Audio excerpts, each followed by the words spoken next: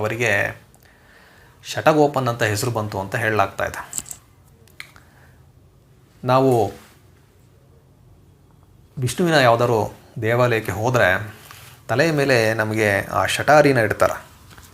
ಆ ಶಟಾರಿ ಏನು ಅಂದರೆ ಶ್ರೀ ವಿಷ್ಣುವಿನ ಪಾದಗಳು ಅಂತ. ಅಂದರೆ ಈ ಶಟಾರಿನೇ ನಮ್ಮಾಳ್ವಾರ್ ಅಂತ ಹೇಳಲಾಗ್ತಾ ಇದೆ.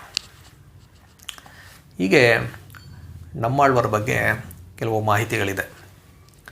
ಇನ್ನೊಂದು ವಿಶೇಷವಾದ ಮಾಹಿತಿ ಏನು ಅಂದರೆ, ಈ ಕಲಿಯುಗ ಶುರುವಾದ ನಂತರ ಶ್ರೀವೈಕುಂಠದ ಒಂದು ಬಾಗಿಲು ಏನಿದೆ ಅದನ್ನು ತೆರೆದಿದ್ದು ನಮ್ಮಾಳ್ವಾರವರಿಗೋಸ್ಕರನೇ ಅಂತ ಹೇಳಲಾಗ್ತದೆ. ಅಂದರೆ ಮೊದಲ ಬಾರಿಗೆ ಕಲಿಯುಗದಲ್ಲಿ ಶ್ರೀವೈಕುಂಠದ ಬಾಗಿಲು ತೆರೆದಿದ್ದು ನಮ್ಮಾಳ್ವಾರವರಿಗೆ.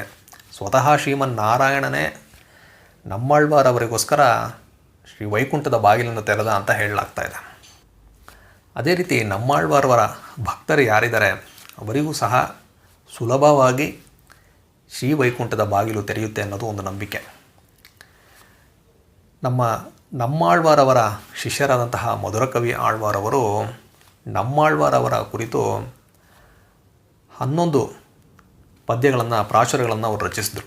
ಇದರಲ್ಲಿ ಒಂದು ಪದ್ಯವನ್ನು ಬಿಟ್ಟು ಇನ್ನು 10 ಪ್ರಾಶುರಗಳಲ್ಲಿ ಅವರು ತಮ್ಮ ಗುರುಗಳಾದಂತಹ ನಮ್ಮಾಳ್ವಾರರ ಬಗ್ಗೆ ಬರೆದಿದ್ದಾರೆ.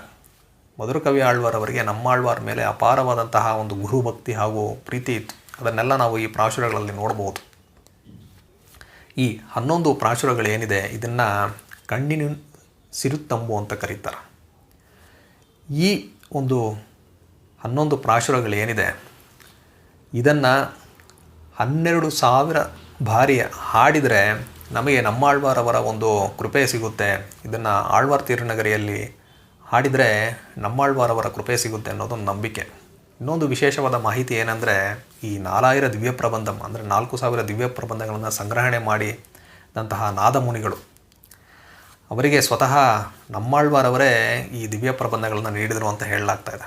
ಅವರು ಹೇಗೆ ಈ ದಿವ್ಯ ಪ್ರಬಂಧಗಳನ್ನ ಪಡ್ಕೊಂಡ್ರು ಅಂದರೆ, ಈ ಮಧುರಕವಿ ಆಳ್ವಾರವರು ಬರೆದಂತಹ ಈ ಕಣ್ಣಿನ ಸಿರುತ್ತಂಬು ಇದನ್ನು 12,000 ಬಾರಿ ಅವರು ಹಾಡಿದ ನಂತರ ನಮ್ಮಾಳ್ವಾರವರು ಈ ದಿವ್ಯ ಪ್ರಬಂಧಗಳನ್ನು ಅವ್ರಿಗೆ ನೀಡಿದ್ರಂತೆ.